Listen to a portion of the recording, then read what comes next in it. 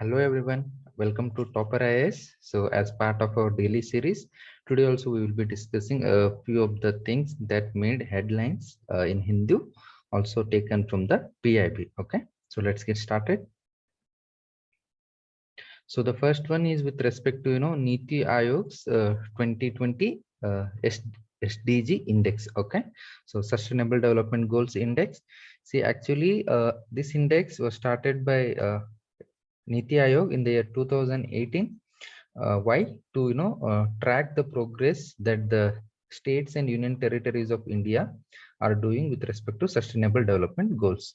The sustainable development goals, global goals, a set of 17 goals that aims to end poverty, eradicate hunger, and all. So to track such goals, progress on such goals across Indian states and union territories, Niti Aayog has come out with SDG Index 2018. So since 2018, it is coming out with the report. Okay, and in 2020 also it has come out with the report. Okay, and what was the some few of the highlights of the report is, according to the report, there is significant improvement in the sustainable development goals, particularly related to clean energy, urban development, and health.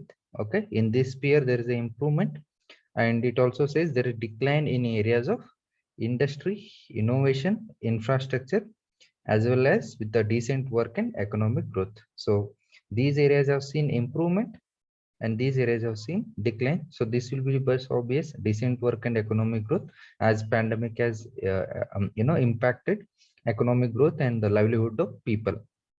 Okay, and also with respect to particular inequality index, there is an improvement, but one thing, there is a modification in the indicators, in the sense Niti Aayog has omitted key economic indicators while measuring inequality. So inequality, like measurement of Gini coefficient and all, these are the economic indicators to measure inequality. Such kind of economic indicators has been left out, and Niti Aayog has given importance to social indicators of inequality, such as women and scheduled caste and scheduled tribes representation in state legislatures and panchayat raj institutions. So that has been given the important social indicator rather than economic indicators of inequality. Okay, and apart from that, other facts are like Kerala has retained its top position.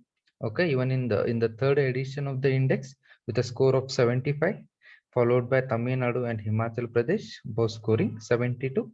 And at the other end of the spectrum, there are worst performing states. They are Bihar, Jharkhand, and Assam. Okay, these are the worst performing states. And as I already showed, basic facts launched in the year 2018 to monitor countries' progress on the goals. Okay, and ranking of states and union territories will foster a competitive spirit among them to improvise.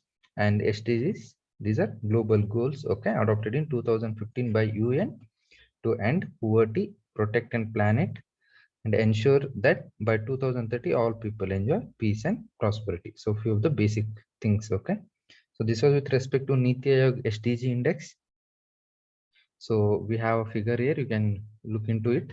Kerala, okay, on top again with a score of 75. Okay, 16 goals they have measured. So 17th goal is like partnership, international partnership and all, that is left out. So based on 16, various scores have have been given.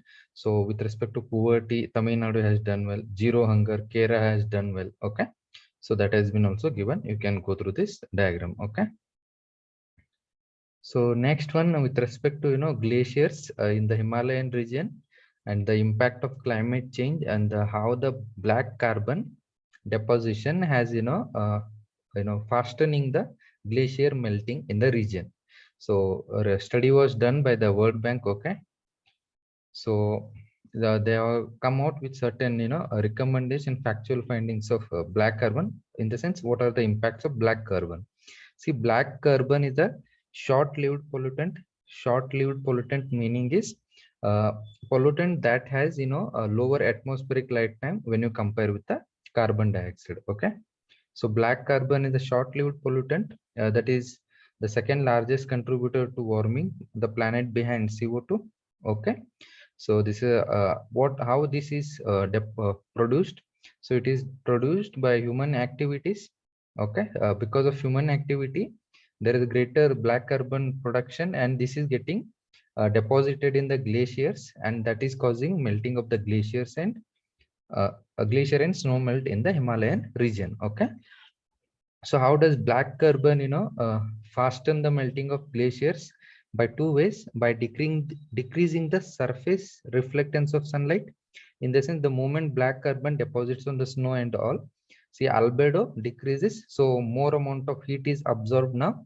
So more amount of heat, so that will lead to melting of the snow and glaciers. Okay, and by raising the air temperature, so we already see this is the second largest contributor to warming. So air temperature increases. When the temperature increases, that will also cause the melting of the snow. Okay, so these are the two things how black carbon fastens the process of glacier melting and all. Okay, so this research was covered in areas of Himalaya, Karakoram, Hindu Kush mountain ranges, where report says glaciers are melting faster than the global average ice mass. So greater melting is happening in this region compared to global world.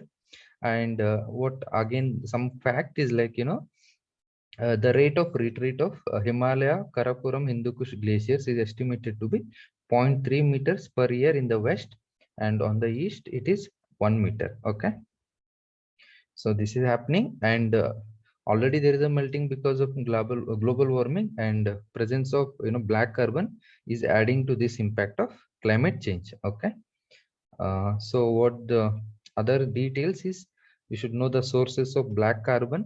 So industrial sources, residential burning of solid fuels, on-road diesel fuels, and open burning. Okay, these are the few sources of black carbon.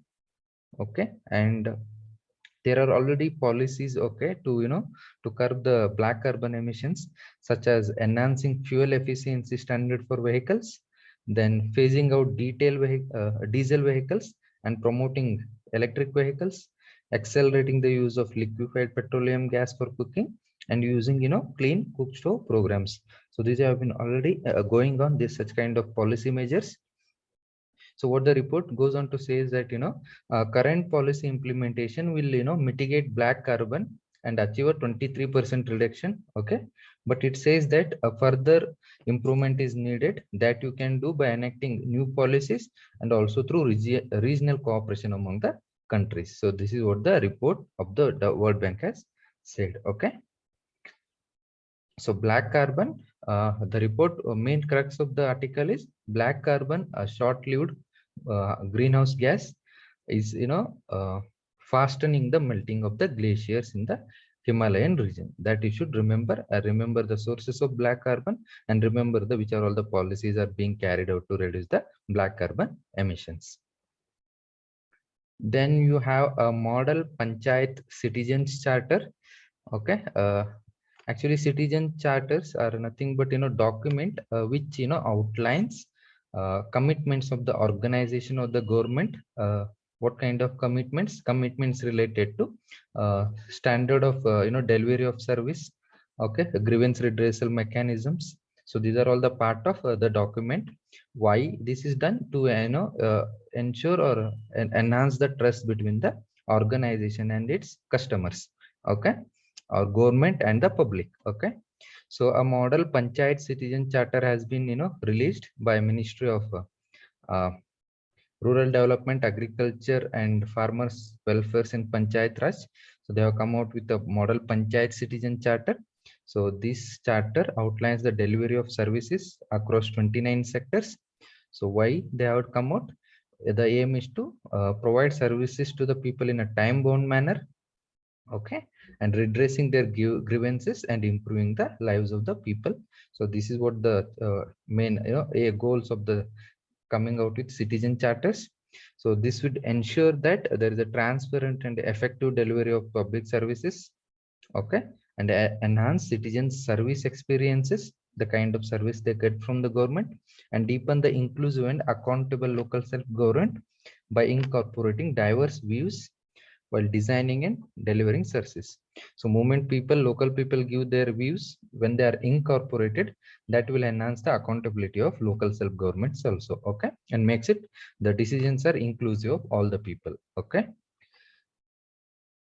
And significance for coming out with citizen charter, panchayat institutions, these are the third tier of the government in rural areas, and they are the representation of first level government interaction for over 60% of the Indian population, okay, and they are responsible for delivery of basic services as enshrined under Article 243 of the Constitution of India, specifically in areas of health, sanitation, education, nutrition, and drinking water.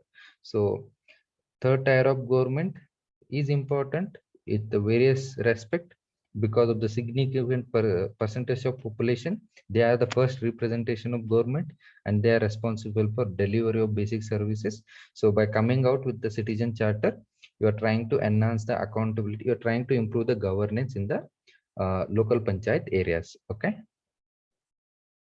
So that's it for today. Thanks for listening, and you can also download the PDF of this document in the link that is given below. Okay, thank you.